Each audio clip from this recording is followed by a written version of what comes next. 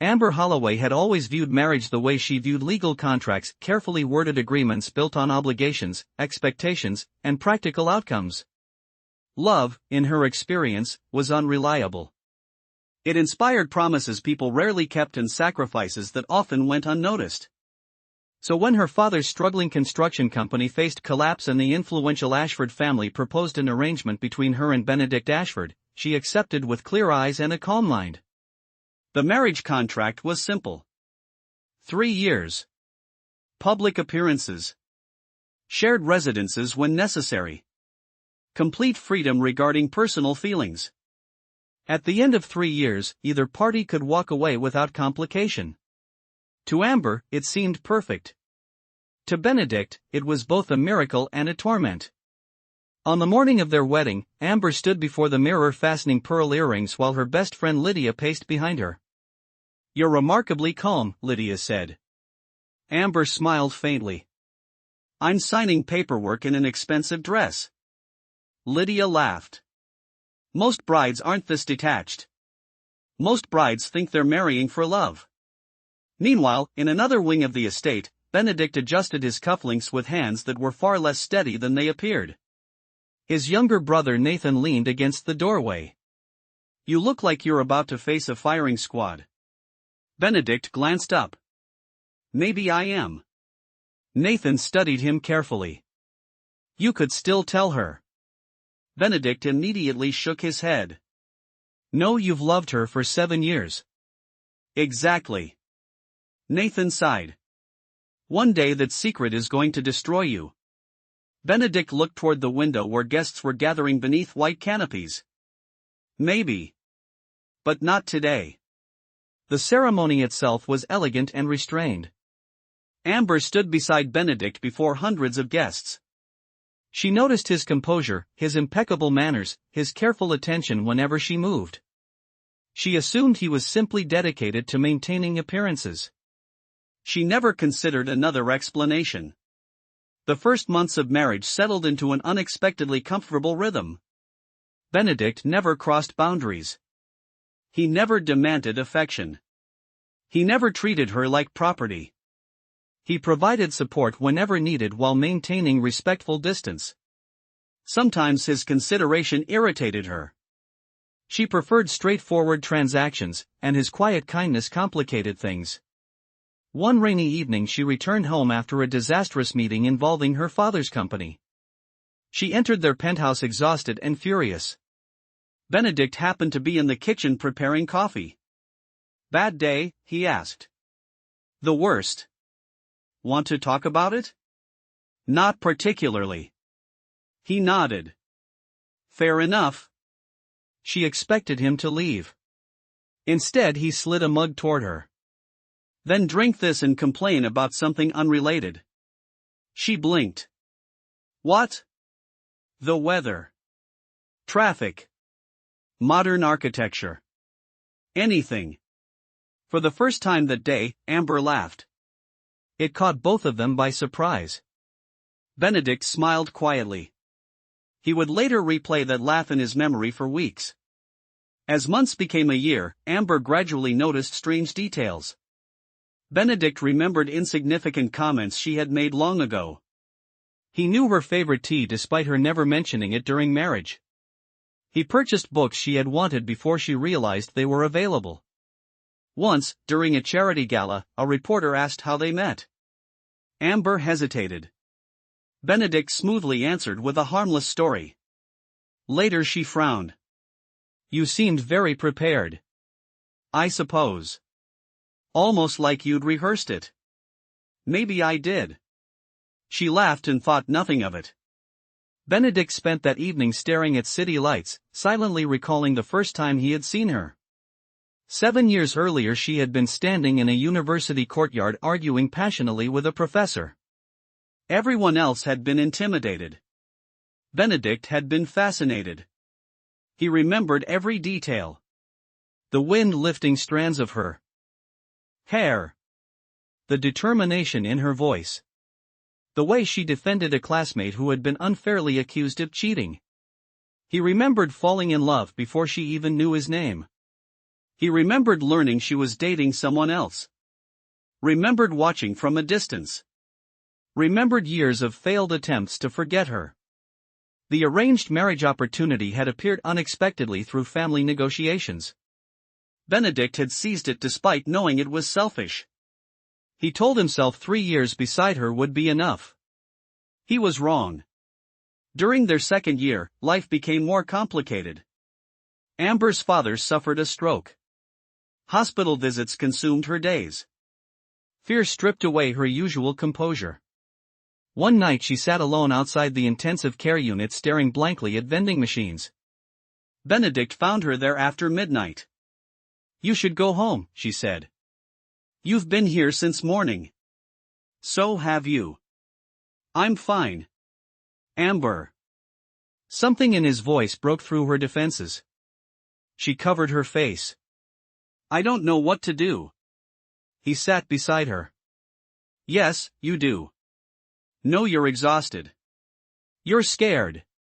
But you're handling everything anyway." Tears slipped between her fingers. Benedict wanted desperately to hold her. Instead, he simply sat nearby, offering presence rather than pressure. After a long silence, she leaned slightly toward him. Not an embrace. Not even intentional. Just a tired movement seeking support. Benedict remained perfectly still because even that tiny contact felt dangerously precious. Her father recovered slowly. Amber never forgot who stayed beside her throughout those difficult months. Yet she continued labeling Benedict as a reliable partner rather than a man in love. Then came Elena Sinclair. Beautiful, confident, and recently returned from Europe, Elena had been Benedict's childhood friend. The moment Amber met her, she sensed unusual tension. At a charity auction, Elena greeted Benedict with easy familiarity. "You still hate public speaking?" Elena asked. Benedict groaned. "Some things never change. Remember when you hid in a storage closet during your graduation speech?" Amber looked at him in disbelief. "You did what?" Elena laughed. He was terrified. Amber joined the laughter. Benedict smiled too, but his attention remained fixed on Amber's amused expression. Later that evening, Elena cornered him privately. "She still doesn't know?" Benedict's smile vanished. "No, good grief. Elena." "What?" "You've spent nearly a decade loving her." "Lower your voice." Elena folded her arms. "You're running out of time." Benedict looked across the ballroom toward Amber. "I know. Unfortunately, someone overheard part of the conversation. Not Amber, but a gossip columnist." Within days, tabloids speculated that Benedict and Elena were former lovers considering reconciliation. Amber discovered the headlines while waiting for a meeting. She felt an unexpected sharpness in her chest. Irritation, she told herself. Nothing more. When Benedict returned home that evening, she tossed a magazine onto the table. "Apparently you're having a dramatic romance." He glanced at the cover and sighed. "Nonsense. You seem remarkably calm." "Because it's ridiculous." "So you and Elena never dated?" "Never." Amber waited. "That's it?" "That's the truth." For reasons she couldn't explain, relief flooded through her. Benedict noticed. He said nothing. Several months later, another surprise arrived. Amber attended an industry conference where an elderly professor recognized her. "You're Benedict Ashford's wife, yes?" "I am." The professor smiled warmly. "Remarkable." "What is?" "That he finally got the girl." Amber frowned. "Excuse me?" "Oh." The professor suddenly looked uncomfortable. "Perhaps I shouldn't what?" "Nothing." He quickly escaped into the crowd. Amber spent the rest of the day unsettled. That evening she questioned. "Benedict. Did we know each other before our marriage?" He hesitated. "Not really." "Then why would someone say you finally got the girl?" Benedict's heartbeat accelerated. Probably misunderstanding. Amber studied him. For the first time she noticed genuine nervousness. The conversation ended without answers, but suspicion quietly took root.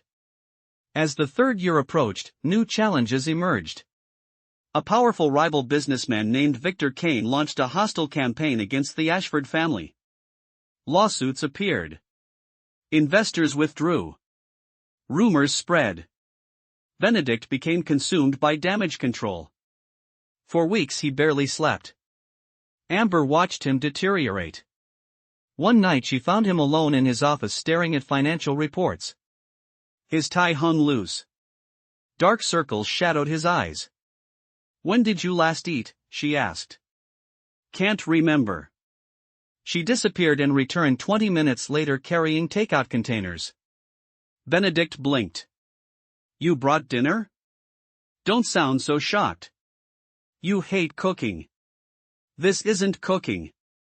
It's purchasing." He laughed softly. During dinner they discussed strategies, risks, and possibilities. For the first time Amber became actively involved in protecting his company.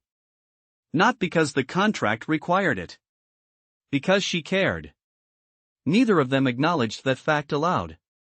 Together they uncovered evidence proving Victor Kane had manipulated market reports.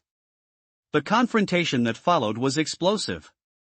Threats, legal battles, leaked documents, emergency board meetings. Amber found herself standing beside Benedict through every stage. When victory finally came months later, they celebrated with exhausted smiles on a rooftop overlooking the city. "We make a decent team," Amber admitted.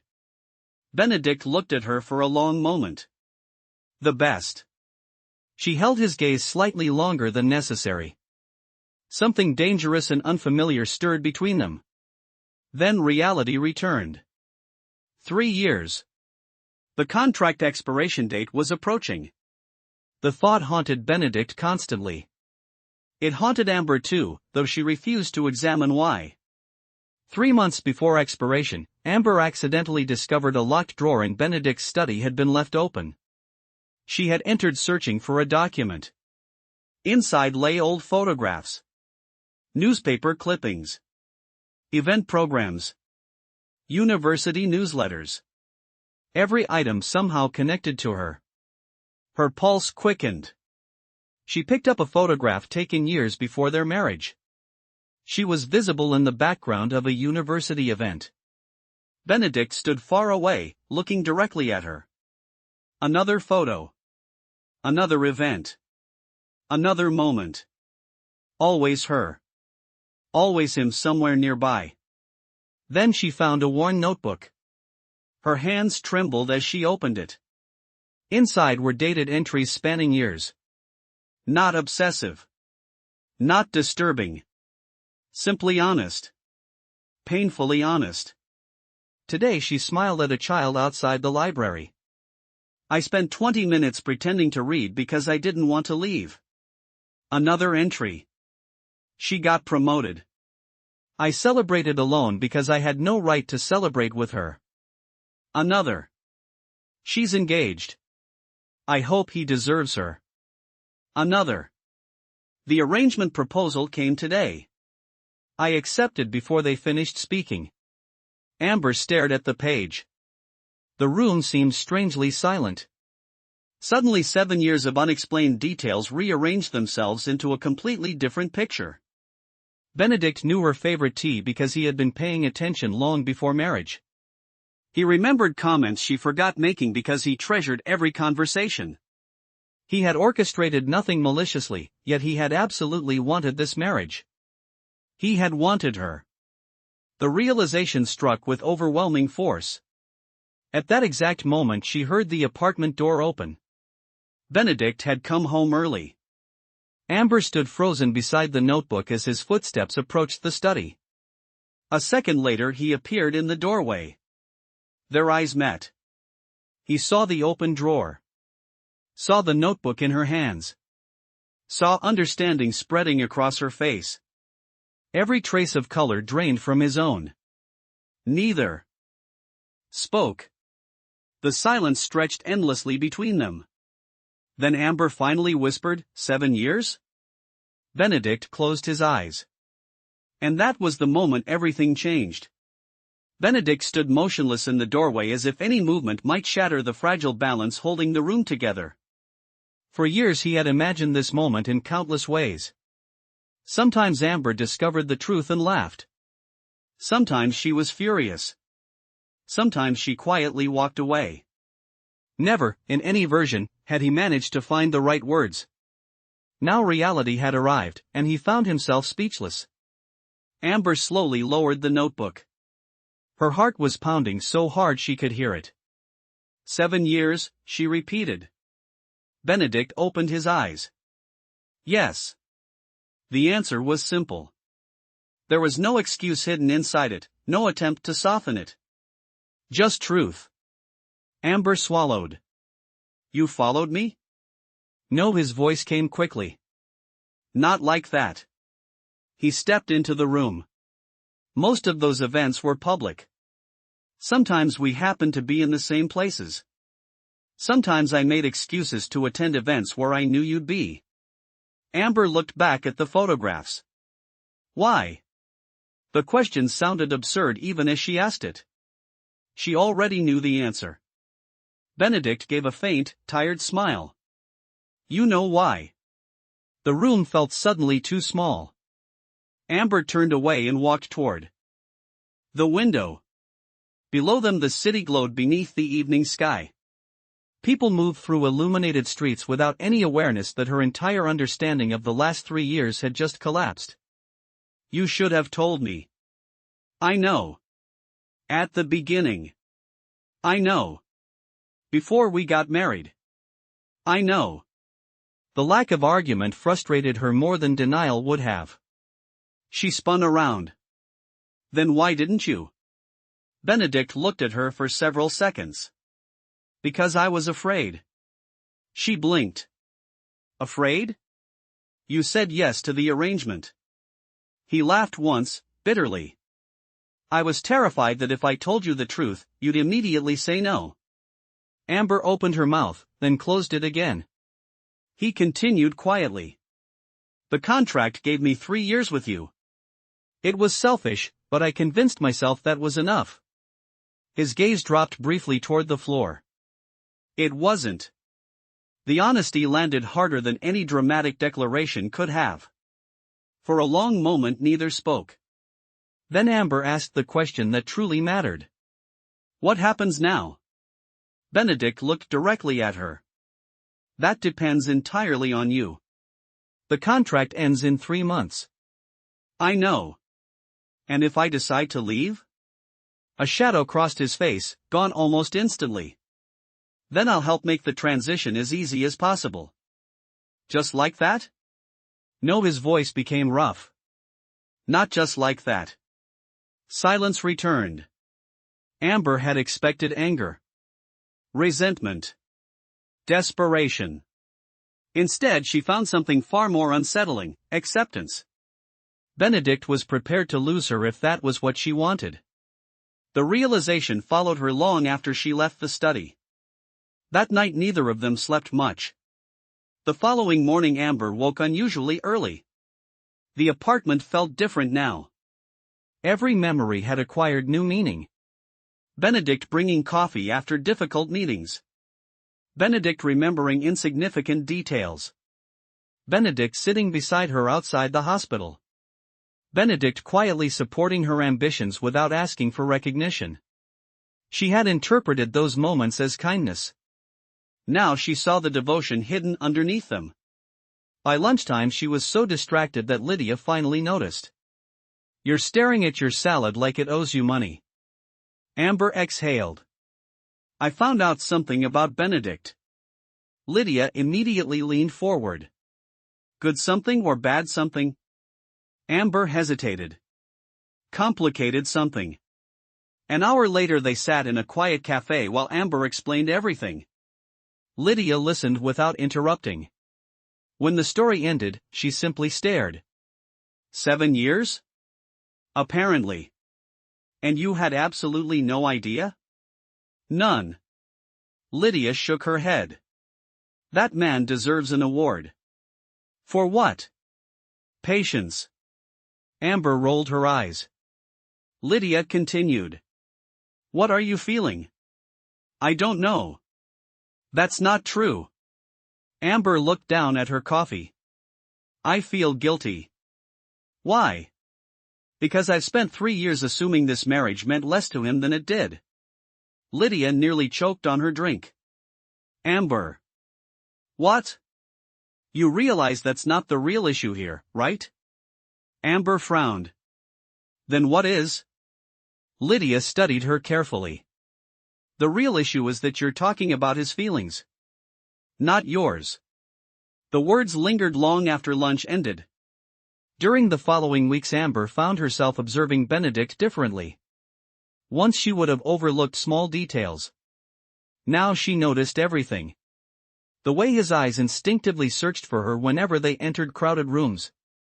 The way he remembered her schedule better than she did. The way his expression subtly brightened whenever she laughed. None of it felt forced. None of it seemed calculated. It was simply who he had become after years of caring. The more she noticed, the more unsettled she became. Then came an unexpected business trip. A major investor invited both of them to a mountain resort several hours from the city. The trip was supposed to last 2 days. Instead, a severe storm stranded everyone for nearly a week. Roads flooded. Flights were cancelled. Communication became unreliable. The luxurious resort transformed into an isolated refuge surrounded by relentless rain. At first, Amber welcomed the distraction. Then she realized she was trapped with Benedict 24 hours a day. On the third evening, the power briefly failed during dinner. Guests gathered around fireplaces while staff distributed lanterns. Benedict and Amber ended up sitting alone in a quiet lounge overlooking dark mountains. Rain hammered against enormous windows. Neither spoke for several minutes. Finally, Amber broke the silence. Were there other women? Benedict looked confused. What? Before we got married. Understanding dawned. A few dates. Serious relationships? No, why not? Benedict smiled faintly. You already know the answer. Amber stared into the fire. That's ridiculous. Probably. 7 years is too long. Definitely. Most people move on. Most people aren't me. She shook her head. You make it sound simple. It wasn't. His voice softened. There were years when I genuinely tried. Something in that admission captured her attention. Tried what? Benedict leaned back in his chair. Forgetting you. Amber looked at him. He rarely spoke about himself. Did it work? He laughed quietly. Clearly not. For the first time, she wanted to know those missing years. Not because of curiosity. Because they mattered to him. Because somehow they mattered to her now too. Over the next several days, they talked more honestly than ever before. Not about love. Not directly. Instead, they discussed fears, regrets, childhood memories, ambitions they had abandoned. The conversations stretched late into the night. Sometimes they disagreed. Sometimes they laughed until neither could breathe. One afternoon, they became lost during a hiking excursion when a fog bank rolled unexpectedly across the mountains. Visibility dropped to almost nothing. The trail vanished. Rain began again. Fantastic, Amber muttered. We're going to die. Slightly dramatic. We're absolutely dying. Benedict laughed. Come here. He reached for her hand. Without thinking, she took it. The moment lasted less than a second before both of them noticed. Amber should have pulled away immediately. Instead, she didn't. Together they navigated the fog while holding hands. Neither mentioned it afterward. Neither forgot it either. When they finally returned to the city, the contract expiration date felt much closer than before. Too close. Then another complication arrived. A prestigious investment firm offered Amber a leadership position in Singapore. The opportunity was extraordinary. Career-defining. Exactly the kind of challenge she had spent years pursuing. The catch was obvious. The position required relocation. Permanently. The offer arrived only 6 weeks before the contract ended.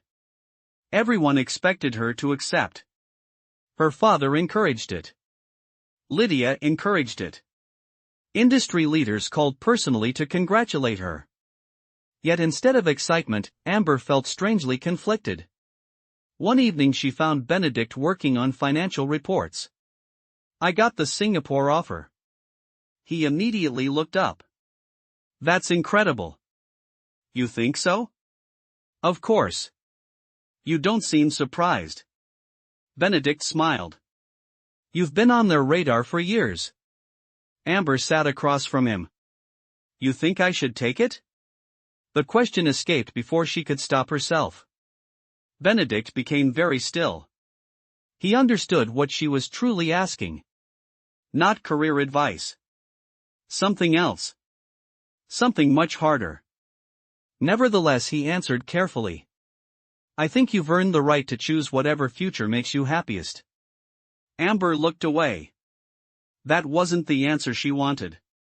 Unfortunately, she wasn't entirely sure what answer she had hoped for. The next month passed with painful speed.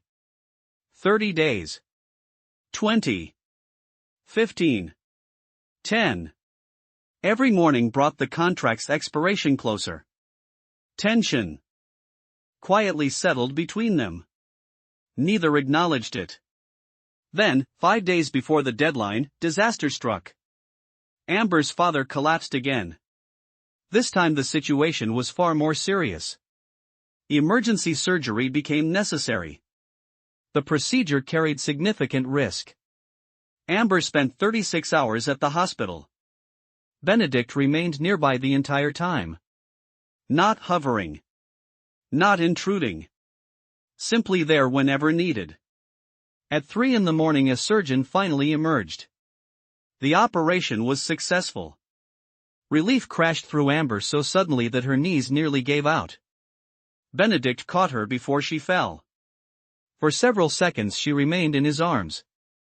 Exhausted. Shaking. Overwhelmed. Then something unexpected happened. Instead of pulling away, she buried her face against his shoulder. Benedict froze. Slowly, carefully, he wrapped his arms around her. Amber closed her eyes. For the first time in 3 years, she allowed herself to fully acknowledge the truth she had been avoiding. The place that felt safest was here. With him. Yet even that realization didn't provide answers. Love was one thing. A future was another. 2 days later her father awoke and immediately sensed something was wrong. "You look miserable," he informed her. Amber almost laughed. "Thanks. Marriage trouble? How did you know?" "Because you've spent 20 minutes staring out a window." He adjusted his hospital blanket. "Tell me." Amber rarely discussed personal matters with her father, but exhaustion lowered her defenses. She explained everything. The contract. Benedict's secret. The approaching deadline. The Singapore offer. When she finished, her father remained silent for a surprisingly long time. Finally he said, "I've met many successful people. Okay. Most achieved exactly what they wanted." Amber waited. "And?" "A remarkable number were unhappy." She frowned. "That's not helpful." "I'm not trying to be helpful." His eyes softened. "I'm trying to remind you that careers can be rebuilt.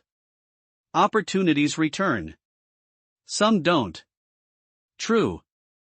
He nodded. "But people like Benedict don't come around often." Amber stared at him. "You like him that much?" "No," her father smiled. "I like him more than that." The comment lingered in her thoughts for days. Then, at last, the final evening arrived. 3 years. Exactly 3 years since their wedding. A lawyer had already prepared dissolution documents in accordance with the contract. All that remained was a signature. Amber stood alone in the penthouse living room watching city lights flicker across the horizon. Her pulse felt unsteady. Somewhere behind her she heard the elevator arrive. Benedict was home. The sound of his footsteps approached slowly. Neither of them spoke at first. The documents rested on the table between them. Waiting. Benedict looked at them, then at Amber. "You don't have to decide tonight if you need more time." Amber gave a small laugh. "That's very like you." "What is?" "Making difficult things easier for everyone except yourself." A shadow crossed his face. She took a slow breath. "Benedict." "Yes?" "If I sign these papers," her voice wavered slightly. "Will you tell me something honestly?" "Always." Amber turned to face him completely. "If we had never signed that contract, if the arrangement had never happened, would you still have loved me?" Benedict's answer came immediately. "Yes." No hesitation. No uncertainty. Just truth. Amber felt her heart tighten. For a long moment neither moved. Then she looked down at the pen lying beside the dissolution papers. And after everything they had endured, everything they had hidden, everything they had finally begun to understand, she reached for it. Benedict watched her fingers close around the pen and felt a strange calm settle over him. He had imagined heartbreak for so long that now, standing on the edge of it, he found himself unexpectedly steady. Maybe exhaustion had finally conquered hope. Maybe loving someone. For 7 years before marriage and 3 years during it had taught him that love survived disappointment. Whatever the reason, he no longer felt the urge to fight for an outcome he could not control. Amber picked up the pen and stared at the signature line. The document blurred slightly. She blinked and looked again. 3 years ago signing a contract had been easy. Back then everything had fit neatly into categories. Business. Responsibility. Logic. Now nothing felt simple. She thought about Singapore. She thought about the future everyone expected her to choose. She thought about hospital corridors, mountain fog, midnight conversations, cups of coffee appearing when she needed them most, and a man who had quietly loved her without demanding anything in return. The silence stretched. Finally Benedict spoke. "Whatever you decide, I don't regret these 3 years." Amber looked up. "You don't?" "Not for a second." He smiled faintly. "Even if this ends tonight?" That answer hurt far more than she expected. Suddenly she understood something she had been avoiding. The fear twisting. Inside her chest was not fear of making the wrong decision. It was fear of losing him. The realization arrived with startling clarity. Not because of one dramatic moment. Not because of a grand gesture. Because somewhere during 3 ordinary years, Benedict had become home. Amber slowly lowered the pen. Benedict's eyes flickered toward it, but he said nothing. "You're incredibly frustrating," she said. He blinked. "Excuse me? Do you know how much easier this would be if you'd acted like a selfish idiot?" Benedict stared. "I'm sorry? If you'd manipulated me. Pressured me. Tried to guilt me into staying." Her voice grew stronger. "Then I could be angry." Understanding slowly appeared in his expression. Amber laughed shakily. "Instead you just kept being you." For the first time that evening, uncertainty crossed Benedict's face. "Amber," she placed the pen back onto the table. "Not on the signature line. Away from it." Benedict looked at the untouched document. Then at her. Then back again. His heartbeat accelerated. "What are you doing?" Amber took a long breath. Trying to say something difficult. Benedict remained completely still. "Then say it." She looked directly into his eyes. "I don't want the contract anymore." He stared at her. What? I don't want an arrangement. Her voice trembled slightly. I don't want obligations and expiration dates and escape clauses. Benedict's expression became unreadable. Hope was trying to emerge, but years of caution held it back. Amber, she stepped closer. I spent 3 years believing I was protecting myself. Her eyes glistened. I convinced myself that staying detached made me strong. Benedict didn't move. Amber continued. Then I found your notebook. A small smile appeared despite her emotions. And suddenly every memory looked different. Benedict swallowed hard. I never meant for you to find that. I know. Some of those entries were embarrassing. Most of them. He laughed unexpectedly. The sound broke some of the tension between them. Amber smiled too. Then her expression softened. Do you know what scared me most? What? Not that you loved me. Her voice dropped. That I might not be able to leave. Benedict's breath caught.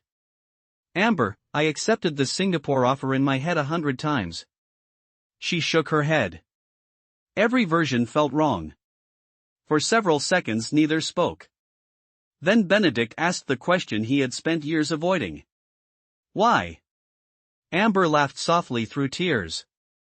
Do you really need me to explain? He did. He absolutely did. Because hope could be cruel. Because assumptions could destroy people. Because loving her had taught him never to trust miracles until they were real. Amber saw the uncertainty in his eyes. She understood immediately. Slowly she closed the remaining distance between them. Because I love you, Benedict. The words hung in the air. Simple. Direct. Unmistakable. Benedict just stared at her. For one extraordinary moment he looked completely stunned. Amber almost laughed again. Say something. I'm trying. His voice sounded slightly strangled. You've rendered me temporarily incapable. You've negotiated billion-dollar mergers. This is significantly harder. Amber wiped a tear from her cheek. I can't believe you're making me do all the work here. Benedict suddenly crossed the space between them. 1 second they stood apart. The next he was directly in front of her. His hands gently framed her face as though she might disappear. You love me? He asked quietly. Yes. Actually love me? Benedict. Sorry. He laughed shakily. I just need confirmation. Amber reached up and covered one of his hands with hers. I love you. This time Benedict believed it. 10 years of hope, restraint, patience, disappointment, longing, and impossible dreams crashed through him at once. Amber barely had time to smile before he kissed her. It wasn't dramatic or reckless. It felt like arriving somewhere after an impossibly long journey. When they finally pulled apart, both were laughing slightly from relief. 10 years, Amber murmured. You're aware this entire situation could have been resolved much sooner with basic communication. I know. 7 years, Benedict. I know. That's absurd. Very. You were in love with me longer than some people attend school. Not helping. She laughed and leaned against him. For the first time there was no contract between them. No invisible wall. No expiration date counting down. Just honesty. The next challenge arrived the following morning. Singapore. The offer still existed. The opportunity remained extraordinary. Amber spent several days wrestling with the decision. This time she approached it differently. Not as a choice between career and love, but as a question of what kind of future she actually wanted. One evening she sat with Benedict on their balcony. What if I go? She asked. Benedict considered the question. Then we'll figure it out. Even if it's permanent? If it's what you truly want. Amber studied him. You'd move? I'd consider it. Your company is here. Companies expand. She shook her head in disbelief. You're impossible. I've been told. Several days later, Amber made her decision. She declined the Singapore position. Not because of Benedict. Not entirely.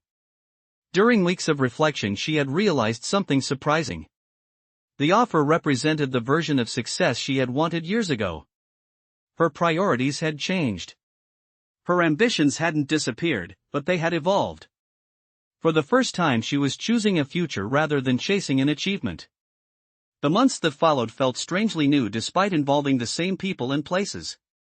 Without the artificial boundaries of the contract, both of them had to learn how to exist inside a real relationship.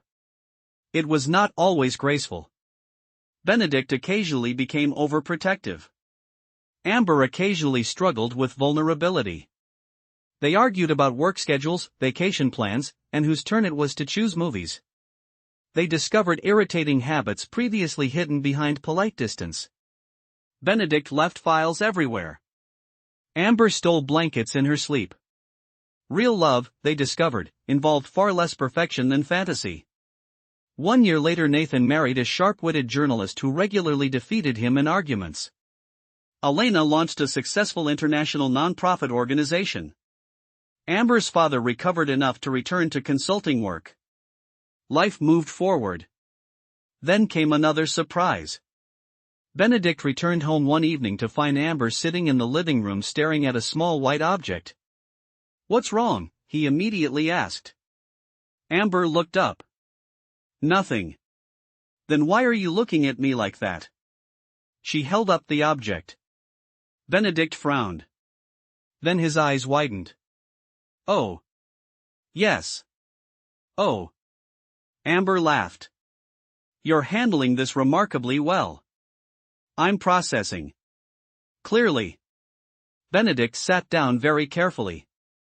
"Is that positive?" For several seconds he simply stared. Then he covered his face with both hands. Amber's laughter filled the room. "Benedict. Give me a minute. Are you crying?" "Possibly." "You are crying. This feels like a private moment." She moved beside him and slipped her hand into his. Slowly he lowered his hands.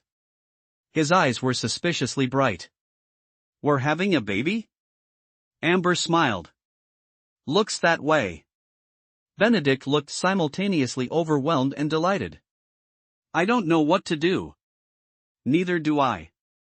"Excellent." He laughed. "We'll be confused together." Months later, during a warm spring afternoon, they stood in a nursery assembling furniture with questionable success. Half-built shelves leaned dangerously. Instructions had been ignored. Benedict was holding a screwdriver while Amber attempted to interpret diagrams. "We're highly educated people," she observed. "Apparently not in this area." Benedict studied a diagram upside down. "I think this piece goes here." "That's a drawer." "Right." They both laughed. Eventually they abandoned the project and sat on the floor among scattered parts. Sunlight streamed through the windows. The room smelled faintly of fresh paint. Amber rested her head against Benedict's shoulder. For a while neither spoke. There was no need. Years earlier they had entered a marriage designed to end.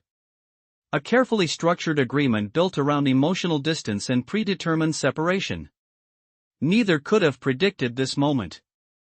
The unfinished nursery. The quiet afternoon. The future waiting ahead. Benedict glanced toward her. "Can I tell you something?" "Always." He smiled. "I used to think getting 3 years with you was the luckiest thing that would ever happen to me." Amber looked up. "Used to?" Benedict kissed her forehead gently. "Now I'm aiming a little higher." Amber laughed softly and intertwined her fingers with his as sunlight filled the room and the life they had almost missed stretched beautifully before them. The end. 3 years after the afternoon in the nursery, Benedict found himself crouched beneath a dining table while his daughter negotiated terms of surrender. No, 6-year-old Sophie declared firmly from the opposite side. The dragon refuses. Benedict sighed dramatically. The dragon has been surrounded by royal forces. The dragon is not worried. The dragon should be worried. The dragon has snacks. Benedict glanced toward the pile of crackers beside her and nodded. An excellent strategic position. Above them, Amber sat at the table reviewing documents while trying, and failing, not to laugh. Their daughter possessed an alarming combination of Benedict's patience and Amber's stubbornness. It made ordinary parenting feel remarkably similar to international diplomacy. Sophie crawled out from beneath the table and climbed into Amber's lap. Mama. Yes? Daddy lost. I noticed. Benedict emerged from under the table. History will remember this injustice. Sophie grinned triumphantly. Amber watched them and felt the familiar warmth that still surprised her sometimes. There had been years when she believed happiness arrived through achievement. Then there had been years when she feared happiness could vanish without warning. Now she understood something simpler. Joy often appeared in ordinary moments.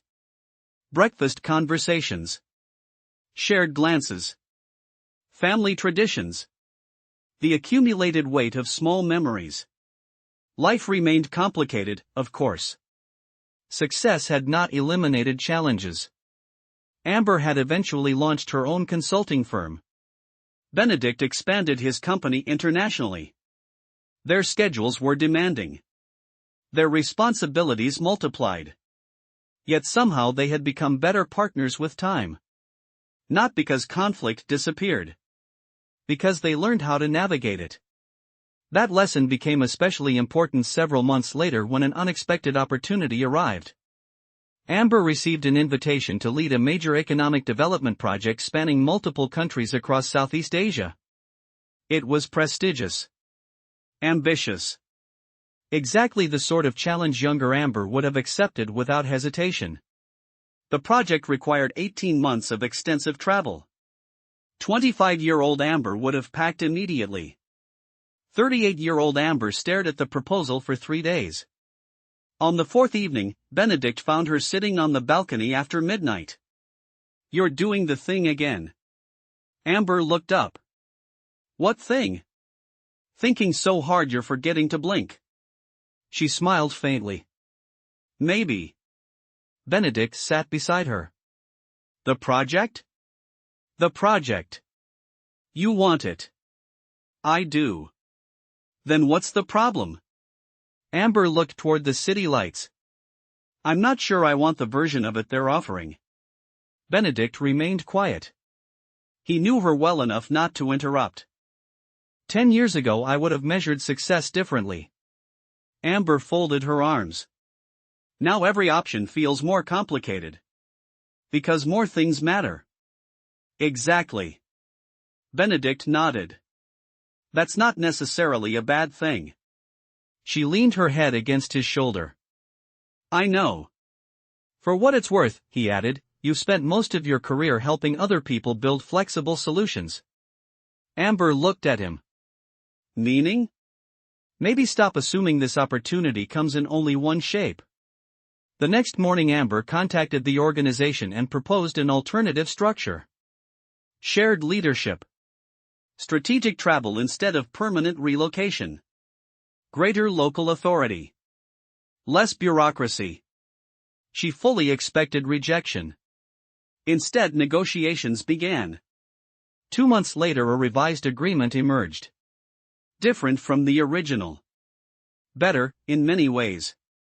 Sophie listened carefully when her parents explained the project. So you'll travel sometimes? She asked. Sometimes, Amber confirmed. Not forever? Not forever. Sophie considered this. Okay. That's it? Benedict asked. That's it. Sophie shrugged. You always come back. The certainty in her voice silenced both parents. Children often understood things adults complicated unnecessarily. Around the same time, Nathan and his wife welcomed twins into the family. Chaos immediately followed. Benedict arrived one Saturday afternoon to help assemble cribs and discovered Nathan staring blankly into space. "How bad?" Benedict asked. Nathan looked up slowly. "I haven't slept properly in 11 days. Understandable. Yesterday I accidentally put orange juice in my coffee." "How was it?" Nathan frowned. "Surprisingly memorable." Benedict laughed. A few minutes later Amber arrived with Sophie. The house instantly transformed into noise, movement, and overlapping conversations. Sophie enthusiastically volunteered to assist with baby care despite having no relevant qualifications. "I can help," she informed everyone. "With what?" Nathan asked. "Everything." "That's ambitious." Sophie nodded confidently. "I'm experienced." "In what?" "Being a child." Somehow that answer made perfect sense to her. Family gatherings gradually became larger and louder over the years. Holidays expanded. Traditions evolved. New relationships formed. Old wounds healed. Time moved forward in ways both subtle and dramatic. Then, when Sophie was 8 years old, Amber discovered something unexpected while cleaning a storage room. A familiar notebook sat inside a box marked old documents. She immediately recognized it. Benedict's notebook. The one she had found years ago. The one that changed everything. Curious, she carried it into the living room. Benedict looked up from his laptop. "Oh no." Amber laughed. "Oh yes. That should probably remain sealed forever." "Too late." "Amber. Relax." She opened it carefully. The pages showed age now. Some corners were bent. Others carried faded ink. She began reading random entries aloud. Benedict immediately buried his face in a cushion. "This is cruel." March 17th, Amber announced. "She wore a blue coat today. Please stop." Apparently the blue coat deserved documentation. "I was young." "You were 30. Technically still young." Amber continued reading while Benedict suffered visibly. Then she reached a page she had never noticed before. The date was only weeks before their wedding. Her smile faded slightly as she read silently. Benedict noticed. "What?" Amber looked up. "You never showed me this one." Benedict frowned. "Which entry?" She handed him the notebook. He glanced at the page and immediately remembered writing it. For several seconds neither spoke. Finally Amber said quietly, "You really thought I'd leave after 3 years?" Benedict closed the notebook. "I tried to be realistic." "You sounded devastated before it even happened." He looked away. "Probably." Amber moved closer. "Benedict." He met her gaze. "What?" She smiled softly. "You were an idiot." "That's not particularly romantic." "Neither is secretly loving someone for 7 years." Benedict considered that. "Fair point." Amber rested her head against his shoulder. "I'm glad you were wrong." His expression softened. "Me too." Later that evening Sophie wandered into the room carrying a school assignment. "I need help." "With what?" Amber asked. Sophie handed over a worksheet. "Family history project." Benedict immediately regretted asking. "Dangerous." Sophie pointed at a question. "How did you and Mama meet?" Amber and Benedict exchanged a look. "Well," Amber began carefully. "That's complicated." "Why?" Sophie asked. Benedict leaned back. "Because your mother thought our marriage was basically paperwork." Sophie blinked. "What?" "And your father," Amber added, "was secretly in love with me." Sophie stared. "Before marriage?" "Long before." Sophie processed this information. Then she looked directly at Benedict. "Why didn't you just tell her?" Amber burst out laughing. Benedict closed his eyes. I've asked myself that question many times. Sophie shook her head. Adults are weird. Then she walked away. Neither parent could honestly disagree. That night, after Sophie was asleep, Amber and Benedict sat together on the balcony. The city stretched endlessly below them. Some things had changed dramatically since their wedding day. Others remained remarkably familiar.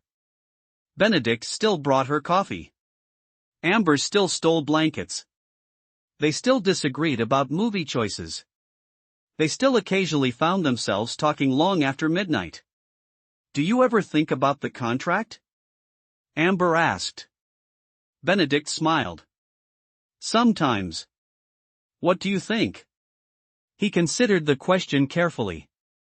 I think it was the worst possible way for two people to start a marriage.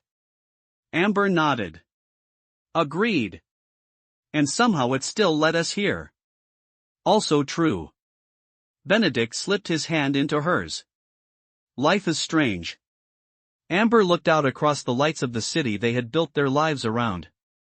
Years ago she had viewed love as something unstable and unreliable. Something that complicated plans. Something best approached cautiously. Now she understood that love was not the opposite of certainty. It was a different kind of certainty entirely. Not guaranteed outcomes. Not perfect endings.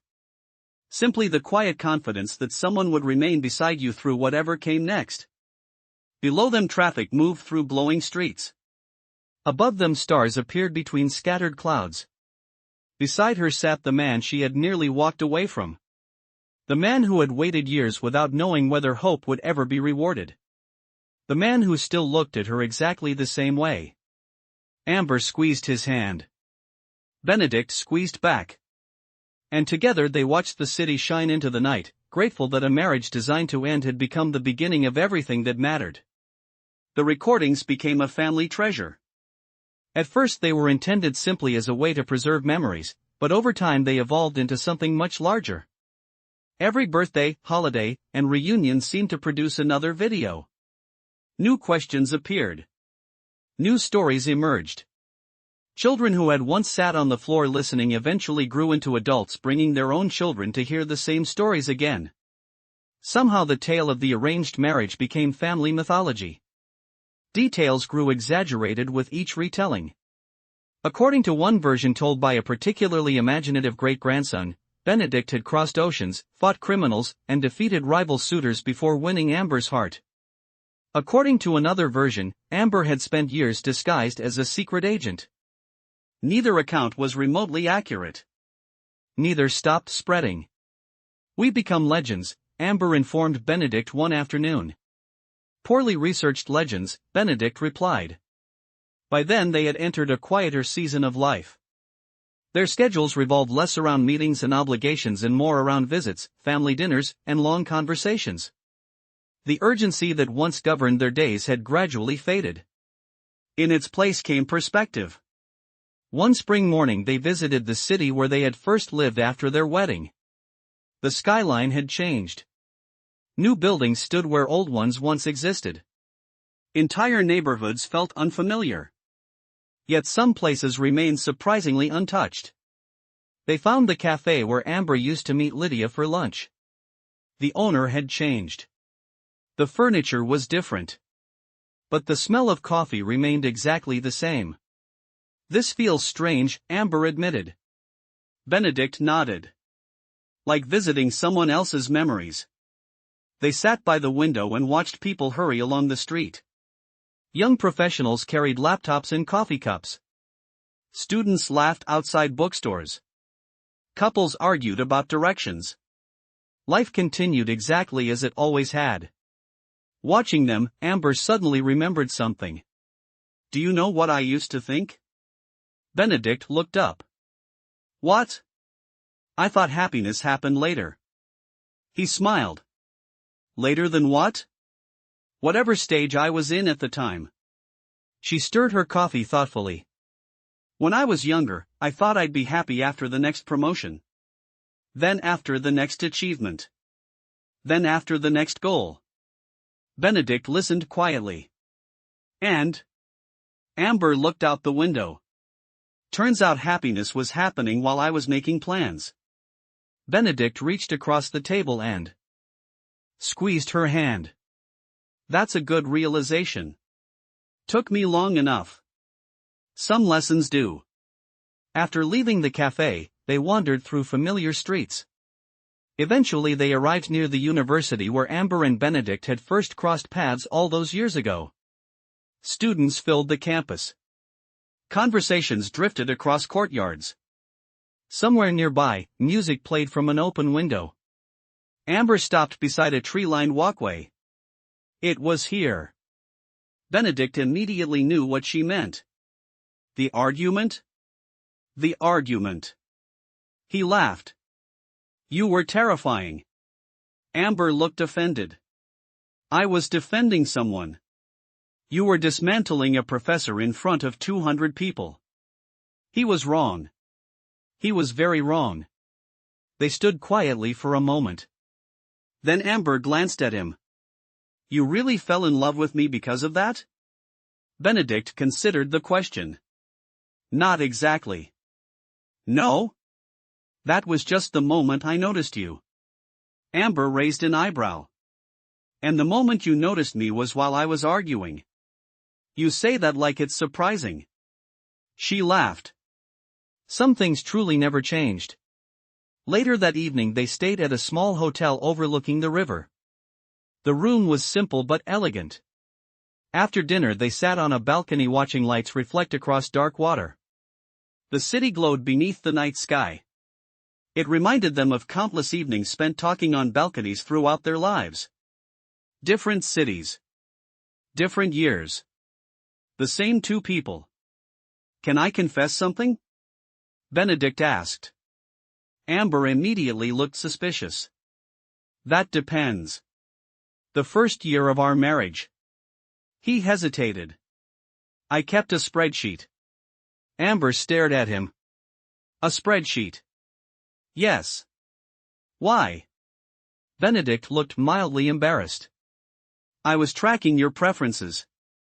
Amber burst out laughing. You did what? Only practical information. Practical information? Favorite restaurants. Preferred coffee orders. Important dates. Amber laughed so hard she nearly spilled her tea.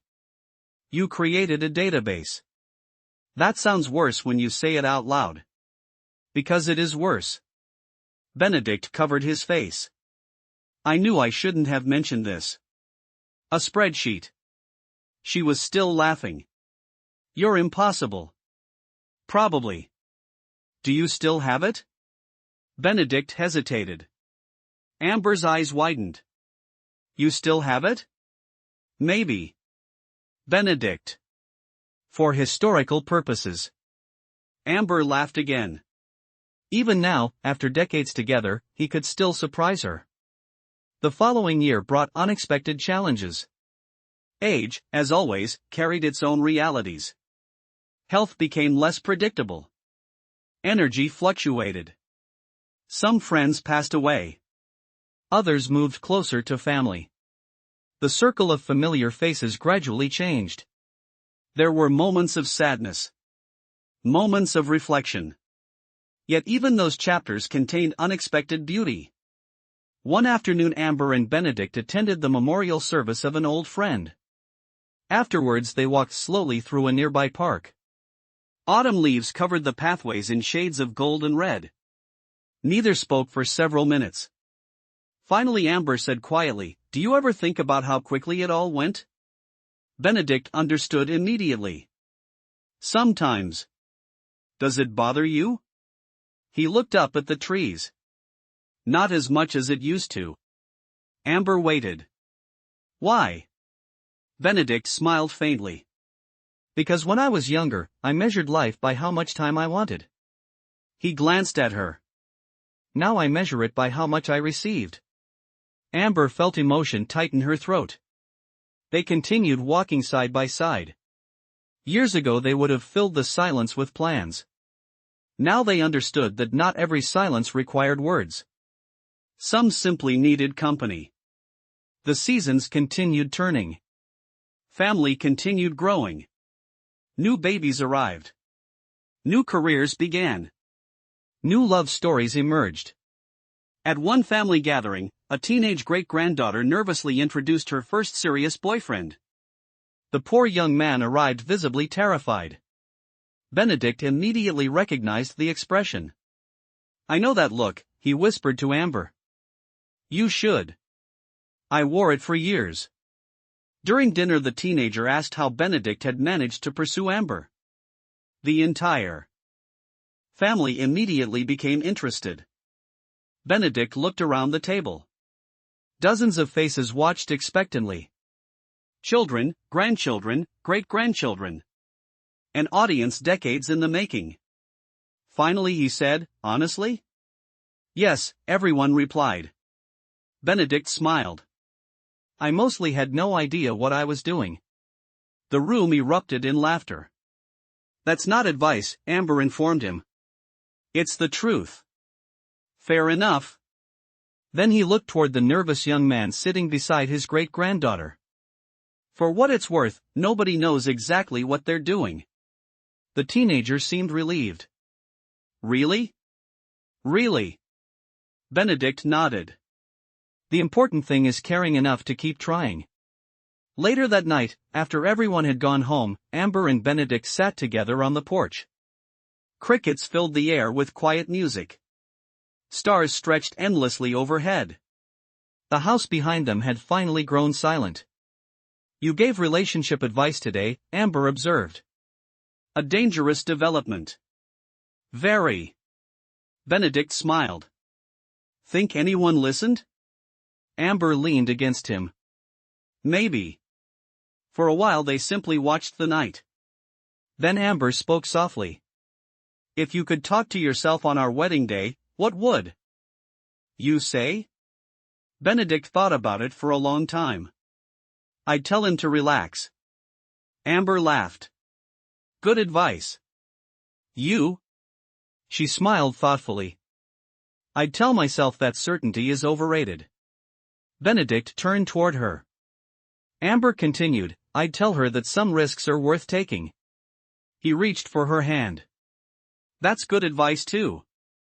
They sat together beneath the stars, two people who had once entered a marriage expecting an ending and instead discovered an entire lifetime. Around them the world continued changing. Generations continued growing. New stories continued beginning.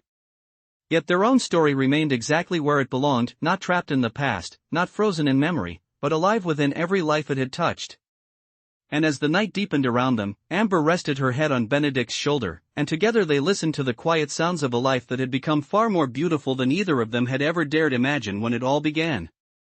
The next decade arrived so gradually that neither Amber nor Benedict noticed it at first. Birthdays came and went. Family photographs accumulated.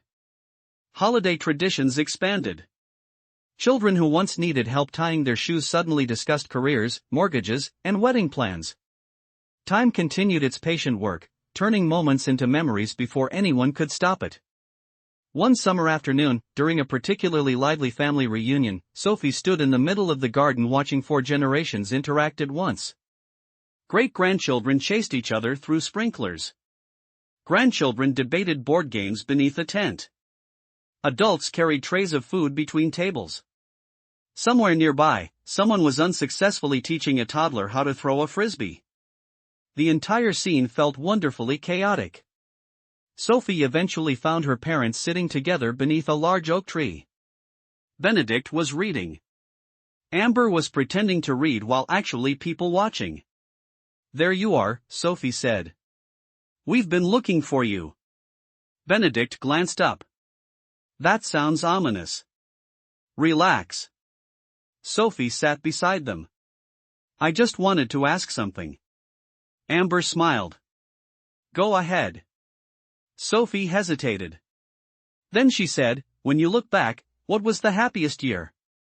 The question lingered in the warm afternoon air. Benedict exchanged a glance with Amber. "That's impossible," Amber said. Why? Sophie asked. Benedict closed his book. Because happiness doesn't organize itself neatly. Meaning? Sophie leaned forward. Benedict considered his answer carefully. There were years filled with excitement. He pointed toward the family gathered nearby. There were years when children were born. Years when dreams came true. Years when everything seemed to go right. Amber nodded. And there were years when things were difficult. Health problems, Benedict added. Losses. Mistakes. Unexpected challenges. Sophie waited. So which year was best? Amber smiled softly. Most of them. Sophie laughed. That's cheating. No, Amber said. It's the truth. She looked toward the family. The years blur together eventually. What remains are moments. Benedict nodded in agreement. Thousands of them. Later that evening, after guests departed and the house quieted, Amber found herself thinking about the question again. The happiest year. It really was impossible to answer. Was it the year Sophie was born?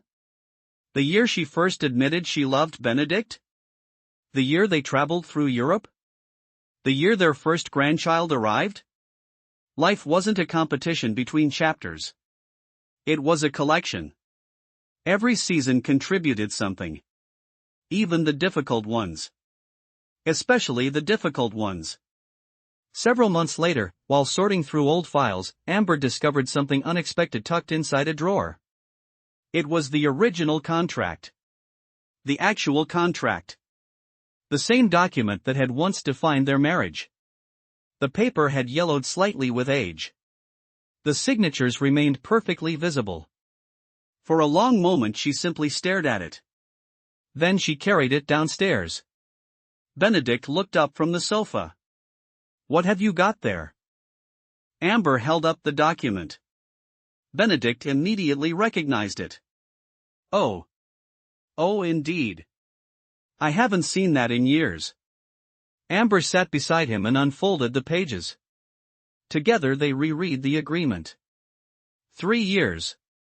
Defined responsibilities. Exit clauses. Carefully negotiated conditions. It felt almost absurd now. We were ridiculous, Amber declared. Benedict smiled. Partially. No. She pointed at the document. Completely. Benedict examined the pages. In our defense, we were trying to solve emotional problems using legal language. Amber laughed. That's somehow even worse. They continued reading until Amber reached the final page. There, beside their signatures, sat the expiration date. The date that had once terrified them both. The date that ultimately changed everything. Funny, Benedict said quietly. What? He looked at the paper. For years I thought this document represented the best chance I'd ever have. Amber reached for his hand. And now? Benedict smiled. Now it looks like the first draft of a much better story. Amber folded the contract carefully and returned it to its envelope. Neither felt any need to keep reading. Its purpose had ended long ago. Winter arrived early that year. Snow-covered rooftops. Streets glittered beneath holiday lights. Family gatherings became frequent. One evening, shortly before Christmas, the entire family squeezed into Sophie's house for dinner. The guest list had grown so large that seating arrangements required strategic planning. At one point a great-grandchild climbed onto a chair and announced, "I have a question." Everyone looked up. "What is it?" Amber asked. The child pointed at Benedict and Amber. "How are you still together?" The room immediately erupted into laughter. "Excellent question," Nathan called from across the room. "I've wondered that myself." Benedict looked mildly offended. "Thank you for the support." The child remained serious. "I mean it." Amber glanced at Benedict. "Want to answer?" He considered it. Okay. The room gradually grew quieter. Even adults listened. Benedict folded his hands thoughtfully. When people are young, they sometimes think successful relationships happen because two people find the perfect match. He smiled. That's not really how it works. The child frowned. No? No. Amber picked up the explanation. The truth is that people change. Several adults nodded. A lot, she continued. Over years. Over decades. Benedict gestured toward himself. I'm not the same person I was at 30. Amber laughed. Thankfully. Exactly. The room chuckled. Benedict continued. Neither is your grandmother. Also thankfully, Amber added. So if people keep changing, the child asked, how do they stay together? Amber looked at Benedict. Benedict looked at Amber. The answer felt surprisingly simple after all these years. You keep getting to know each other, Amber said. Again and again. Benedict nodded. Every version. The child seemed satisfied with that answer. Adults appeared thoughtful. The conversation soon shifted toward desserts and holiday plans, but the moment lingered.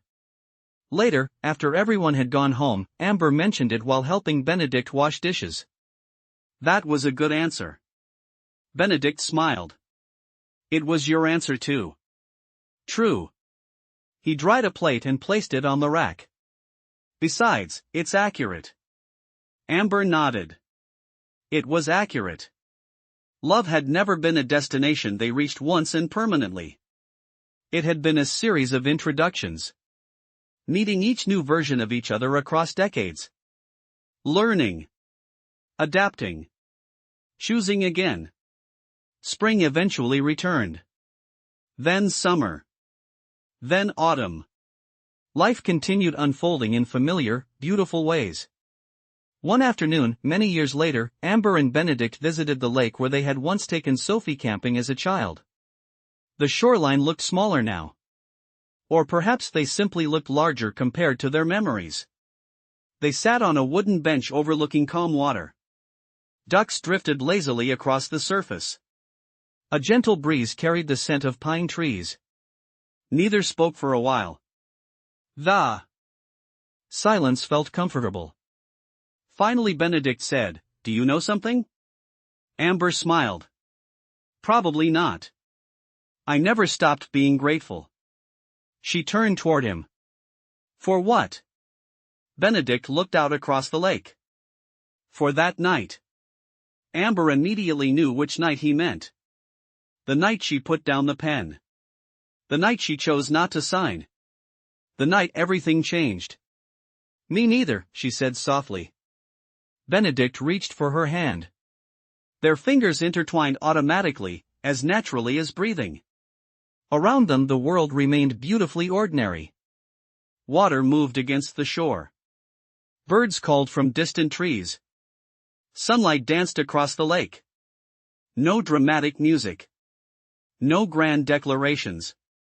Just two people sharing another afternoon together. Yet somehow that ordinary moment contained everything. Decades of history. Thousands of conversations. Countless choices. A lifetime built one day at a time.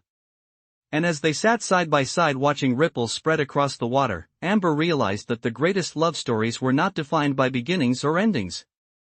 They were defined by continuations. By the decision to keep showing up. Keep listening. Keep learning. Keep choosing. Again and again and again. So they sat together until the sun began sinking toward the horizon, painting the lake gold beneath the evening sky, and neither felt any urgency to leave. After all, the best part of their story had never been reaching a destination. It had been sharing the journey. And that journey, even now, was still unfolding. As the years continued their gentle march forward, the stories surrounding Amber and Benedict took on a life of their own. New family members learned them secondhand. Grandchildren added embellishments. Great-grandchildren turned ordinary events into legendary adventures. Somewhere along the way, the truth became wrapped in affection, humor, and myth. Yet whenever someone asked Amber about it directly, she always told the simpler version. "Your grandfather loved me long before I knew what I felt," she would say. Then she would smile and add, "and luckily, he was patient." Benedict usually responded by claiming patience had been forced upon him by circumstance. Nobody believed him. One rainy afternoon, many years after their visit to the lake, Amber found herself alone in the library of their home. The room had changed little over the decades. Books filled shelves from floor to ceiling. Photographs occupied every available surface. Family portraits stood beside travel souvenirs and framed drawings created by children now old enough to have grandchildren of their own. Amber slowly wandered through the room, studying the photographs. Each image captured a different chapter. Weddings, graduations, vacations, birthdays. Ordinary afternoons that had somehow become precious enough to preserve. Eventually she stopped before a photograph taken during the first year of her marriage. She remembered the day clearly now. At the time she hadn't considered it important. Benedict had taken her to lunch after a difficult business meeting. The photograph showed them sitting outside a restaurant. Amber looked distracted. Benedict looked happy simply to be there. She smiled softly. "You were hopeless," she murmured. "I heard that."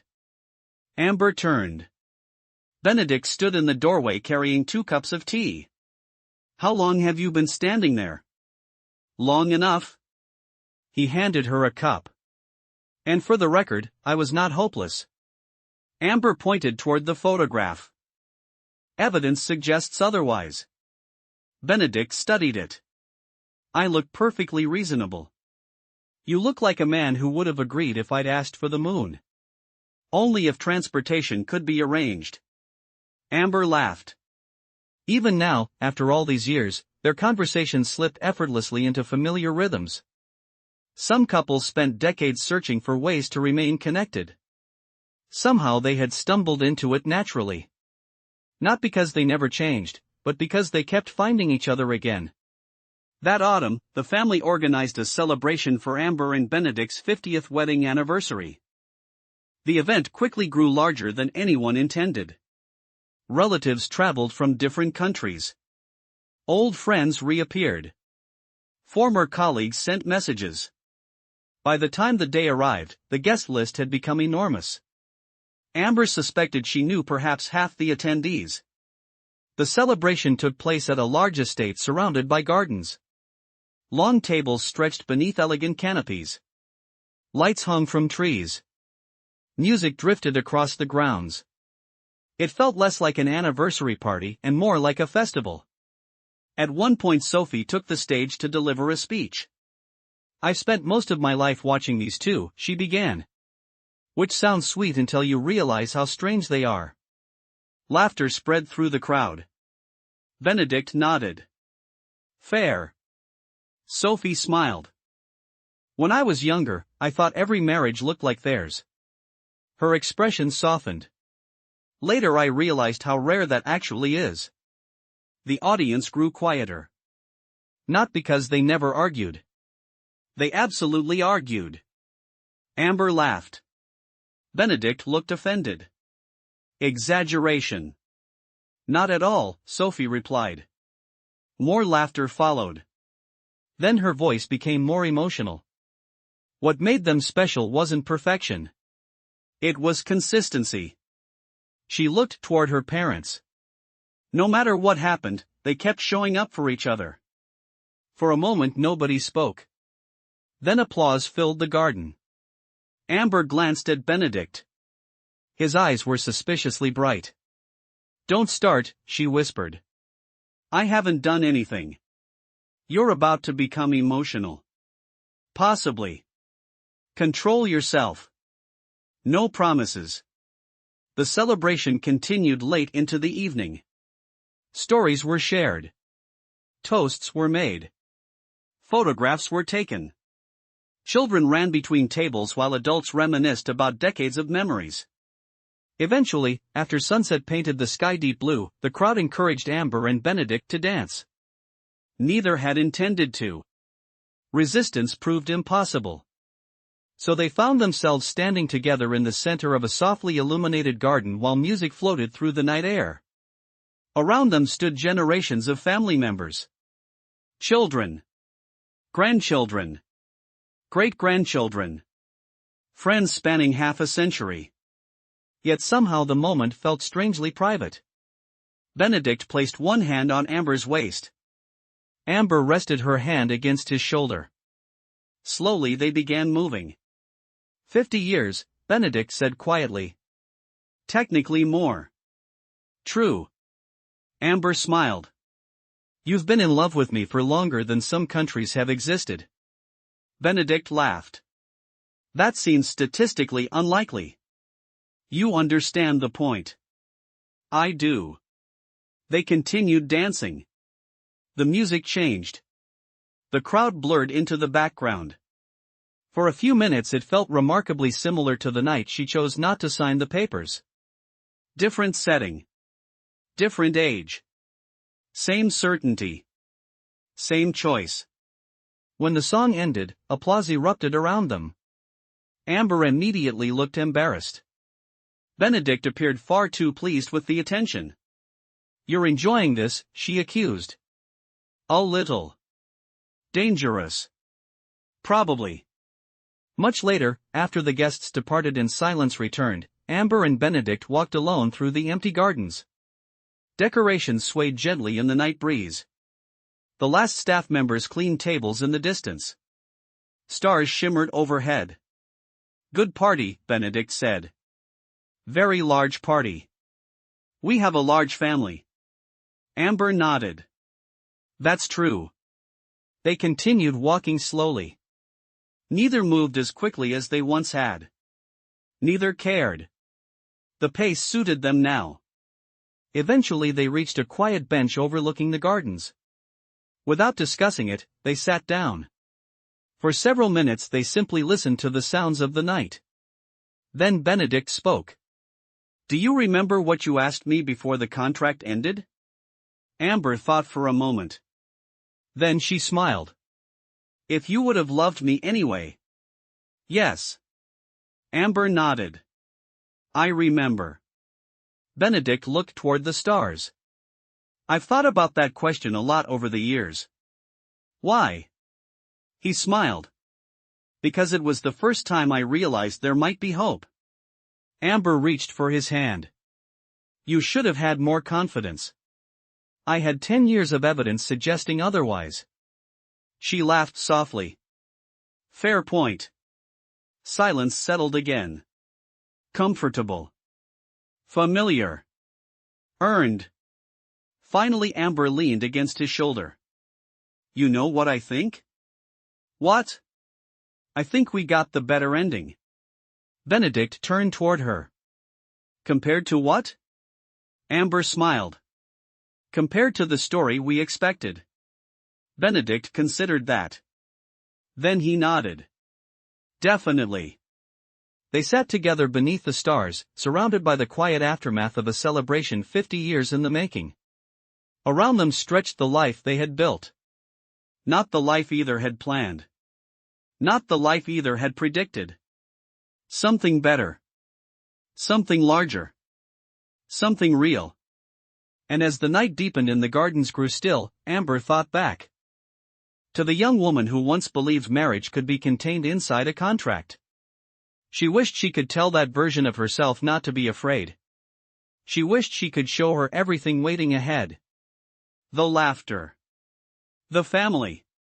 The countless ordinary days that would become treasures. Most of all, she wished she could show her the man sitting beside her. The one who had quietly loved her when she didn't notice. The one who stayed. The one who kept choosing her.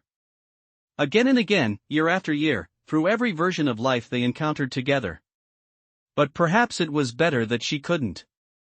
Some journeys had to be lived rather than explained. Some truths had to be discovered rather than taught.